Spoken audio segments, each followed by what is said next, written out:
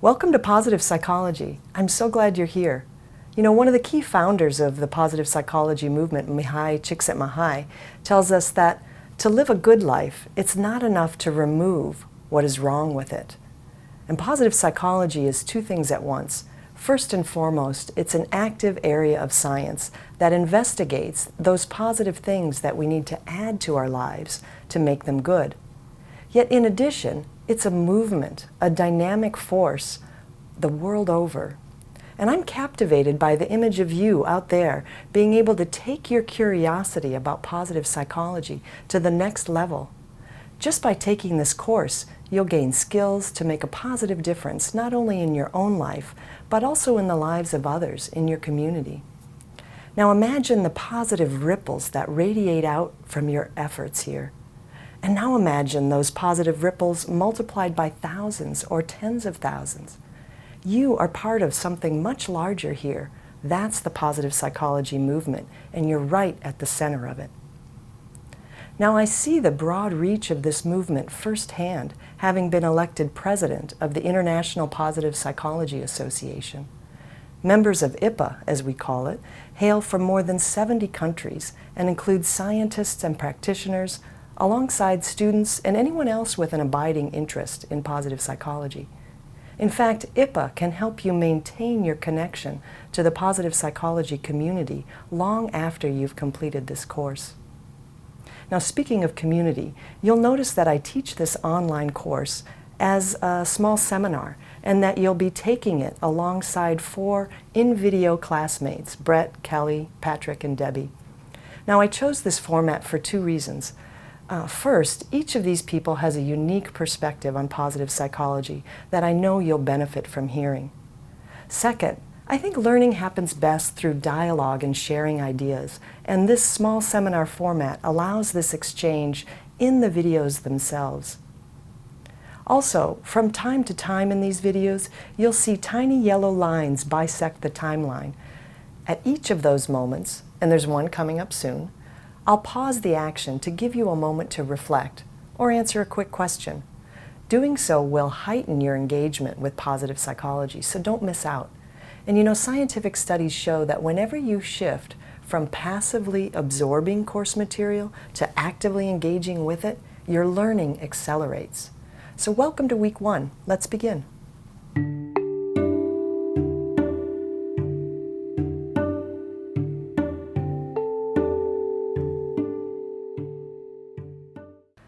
Thanks so much for being here, everybody. This is going to be a fun way to learn positive psychology together. Before we get into it, I want to take a moment just to lay the playing field and get introductions. I'm Barbara Fredrickson. I've been studying positive psychology even before there was positive psychology. And over the course of the weeks that we're together here, we'll be diving into a lot of that more. So I'm going to just stay short with that. But I'd love to hear from each of you guys what draws you to positive psych, what do you hope to do with it. So just take a moment and we'll introduce ourselves. My name is Debbie. I am a professor here and also an administrator, and I think I'm blending my worlds of athletics and business. And so I apply positive psychology in everything that I do, from competition to coaching to inspiring others, and certainly in the classroom working with young people, having to stay positive and help that tender age of 17 to 25. And I'm Patrick. I'm a professor here at UNC and teach in our School of Education, so prepare teachers, counselors, and principals. I'm interested because when I was a counselor with middle school kids, when we talked about something positive, they really responded versus the problems they were having. And so now I prepare counselors that way and study hope and some other things around positive psych. Great. Kelly? My name's Kelly, and I have a degree in psychology, and then I went back to school to get certified as a holistic health coach. I work with people who want to live more fully and deeply, and I offer coaching to improve their health on any number of levels in mind, body, and spirit. I'm especially excited about applying positive psychology to people who have chronic illness based on my own experience with that. And I'm Brett, and I'm a PhD student here at Carolina, and I research positive emotions and try to use science to help us understand how positive emotions shape our health and our social relationships with others, and how we can utilize positive emotions in our everyday lives.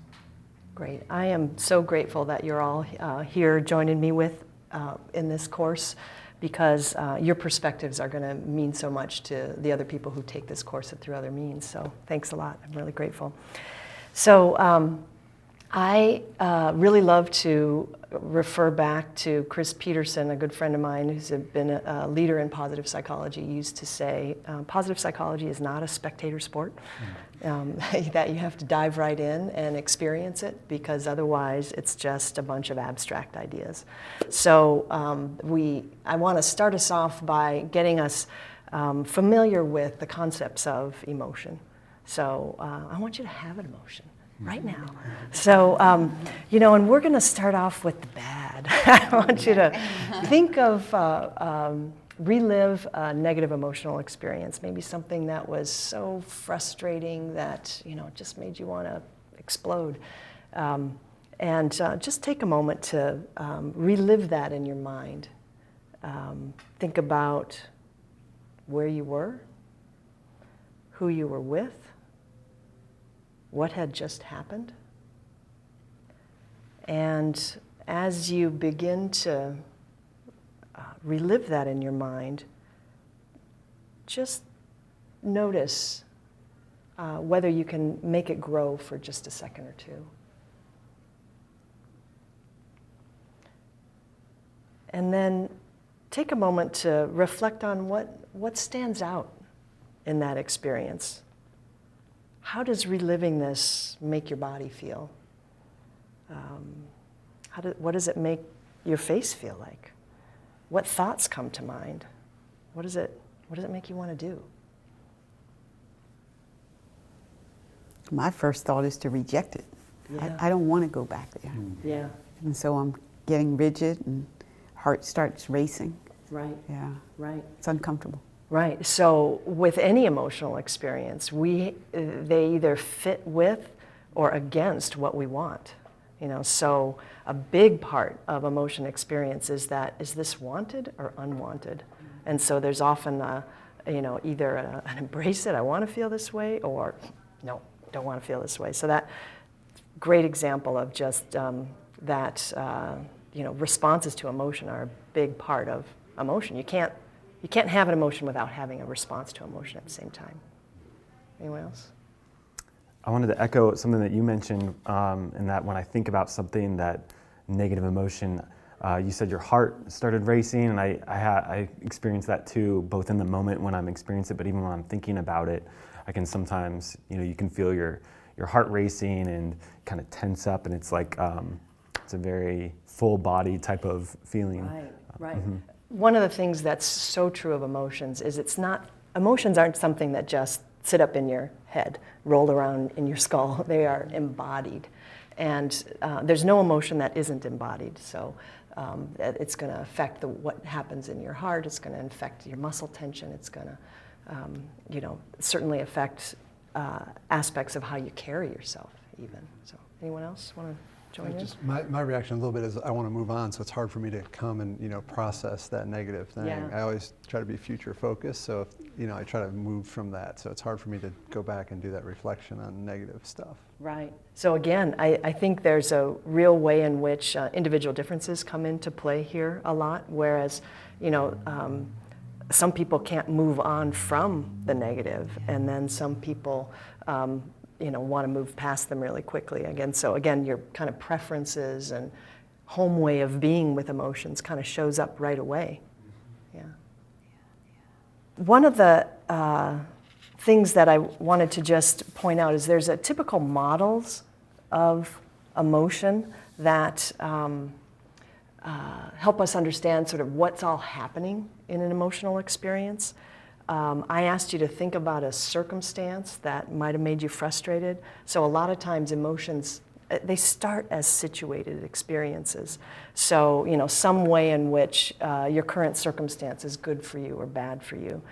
But it's not like there's an automatic connection between a situation and everybody's going to feel the same way. How people interpret that situation is the place that turns an emotion into despair or hope, or it's a major gateway into whether emotions are negative or positive, or what flavor of positive or what flavor of negative they'll be. So that interpretation phase is often called, the sense making or the appraisal that comes out of it. Brett, you mentioned that you could definitely feel the changes in heart rate or muscle tension. And so one of the things I would want to point out is that, that's not just a private experience. I mean, how are other people going to be able to pick up on that? Certainly your face feels kind of a little bit different. If you're holding your jaw tight, people can see that. If you're starting to get like tense or whatever, people can see that. This is part of, emotions aren't just a private experience. They are, whether we like it or not, they're broadcast. They're broadcast out. So those bodily changes show up in posture, they show up in the tone of our voice, they show up, in what people are picking up from our smiles or our frowns or scowls, so. And then this last piece, Debbie, you started with that, the responses to emotions, like, oh, do I want to go there, or do I want to hold back? One thing that's I really want to emphasize is these responses to emotion are no small thing. I mean, you can you respond to a situation by, like, oh, I don't want to feel this way. I don't want to show anybody what I'm feeling. I'm going to try to be kind of stone-faced about it. So one response would be to try to modify or clamp down on what you were feeling. Another response would be like, oh, I want to think about this situation differently. You might think you first come across something kind of scary, maybe go into a transition to high school, your example, and then you can reframe it, well, it's an opportunity to make new friends, or, some kind of one response could be to, I don't want to feel this way, let me think about it differently. Another response is to go and change the situation, this isn't a great situation, I want to, these people are kind of at odds with each other, I want to bring them together, something like that. So these responses to emotion create this like dynamic change over time. So it's, sometimes people take emotions just to be that feeling state. It's like, oh, I feel happy or I feel irritated. But what we have is so much more in terms of, there's the embodied thoughts, and a dynamic change in what those are. So from a scientific perspective, we don't think of emotions as just a feeling state. It's an embodied feeling state that comes with action, urges, that comes with responses that get us to change the situation or change our thoughts. So anyway, thanks for playing along with going to the negative for a moment. But I appreciate that. Yeah.